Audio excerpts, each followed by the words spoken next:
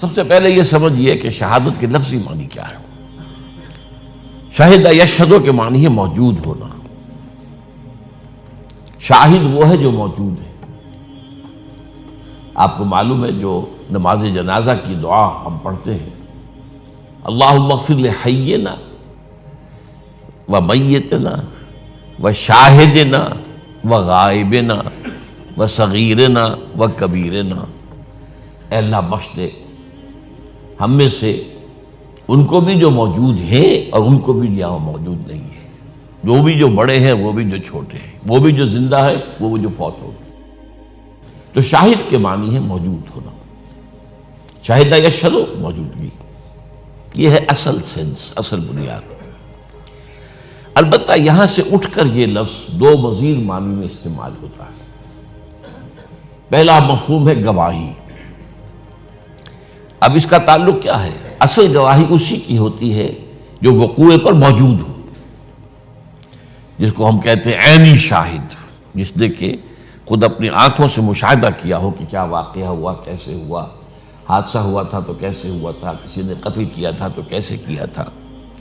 تو شاہد کے معنی گواہ اور شہادت گواہی۔ اور دوسرے یہ کہ شاہد کے معنی پیدا ہوئے مددگار۔ مدد وہی کر سکتا ہے جو موجود ہو۔ لاکھ آپ کا چاہنے والا ہے، آپ سے محبت کرتا ہے، آپ پر جان نثار کر سکتا ہے، لیکن موجود ہی نہیں ہے تو کیا کرے گا؟ تو موجودگی ہی کے ساتھ جو ہے وہ مدد اور موجودگی ہی کے بنیاد پر گواہی ہے۔ یہ دو اضافی مفہوم ہیں جو اس لفظ میں آئے ہیں لغوی مفہوم سے اوپر اٹھ کر۔ چنانچہ بہت سے حضرات کو آیت یاد بھی ہوگی، سورہ بقرہ کے 30ویں رکوع ہی میں کہا گیا ہے وَإِن كُنتُمْ فِي رَيْبٍ مِّمَّا نَزَّلْنَا عَلَىٰ عَبْدِنَا فَأْتُوا بِسُورَةٍ مِّن مِّثْلِهِ وَادْعُوا شُهَدَاءَكُم مِّن دُونِ اللَّهِ إِن كُنتُمْ صَادِقِينَ۔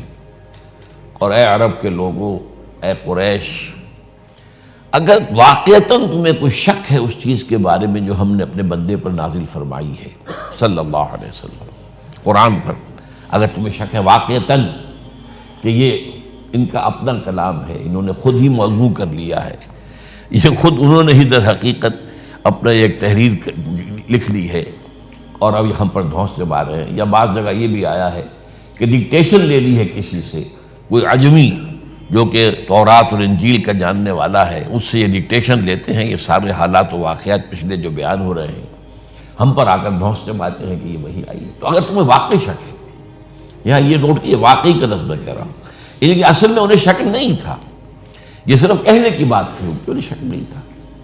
وَإِن كُنتُمْ فِي رَيْبٍ، اگر تم واقعتاً شک میں ہو، مِّمَّا نَزَّلْنَا عَلَىٰ عَبْدِنَا فَأْتُوا بِسُورَةٍ مِّن مِّثْلِهِ، تو اس جیسی ایک صورت تم بھی بنا لاؤ۔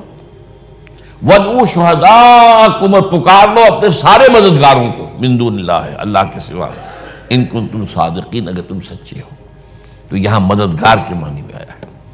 اسی مفہوم میں لفظ آیا ہے یہ سورہ فتح کے آخر میں، هو الذی ارسل رسولہ بالہدی ودین الحق لیظہرہ علی الدین کلہ وکفی باللہ شہیدا۔ وہی اللہ جس نے بھیجا ہے اپنے رسول کو دین حق دے کر اور کتاب دے کر، اپنی قرآن مجید دے کر، الہدیٰ دے کر، تاکہ غالب کریں اس دین کو تمام ادیان پر۔ اور کافی ہے اللہ بطور مددگار، اللہ کی مدد کے علاوہ اور کسی کی مدد کی انہیں ضرورت نہیں۔ تو شہدہ شاہدن، اور پھر اس سے شاہد لفظ بنا، اس کے معنی موجودگی، شاہد موجود، اور شہدہ گواہی دی، شہدہ مدد کی، یہ تینوں معنی۔ اب اس کو نوٹ کیجئے، انبیاء کرام کی جو بعثت ہوتی تھی ان کا مقصد کیا تھا، اس کے لیے قرآن مجید نے خاص طور پر اس لفظ کو چنا ہے۔ یہ لفظ جو ہے کار رسالت کی ادائیگی کے ضمن میں، یہ بنیادی اصطلاح ہے قرآن مجید کی، شہادت۔ کیوں؟ انبیاء کا رسولوں کا کام یہ ہے کہ اللہ کا جو دین ان کے پاس آیا اس کی گواہی دیں، پہلے زبان سے گواہی دیں، پھر اپنے عمل سے گواہی دیں، پھر اس کا نمونہ پیش کر کے گواہی دیں۔ یہ گواہی دینا تاکہ قیامت کے دن لوگ یہ نہ کہہ سکیں کہ اللہ ہمارے پاس تو تیرا دین پہنچا ہی نہیں تھا، ہم سے محاسبہ کس بات کا؟ غور کیجیے اس بات کو۔ اور یہ بات آئی ہے سورہ نساء کے اندر، بڑی خوبصورت آیت ہے، رسلا مبشرین و منذرین لئلا یکون للناس علی اللہ حجۃ بعد الرسل وکان اللہ عزیزا حکیما۔ ہم نے اپنے رسولوں کو بھیجا، مبشر تھے، نذیر تھے، جو سیدھے راستے پر آ گئے ان کے لیے بشارتیں ہیں، روح و ریحان و جنت نعیم، اور جو غلط راستے پر اڑے رہے ان کے لیے پھر انذار ہے، خبردار کر دینا ہے، جہنم کا تم نوالا بنو گے۔ تو مبشرین و منذرین لئلا یکون للناس علی اللہ حجۃ، یہ لام اور علی یہ دو حروف نوٹ کر دیجیے، حروف جار ہیں یہ۔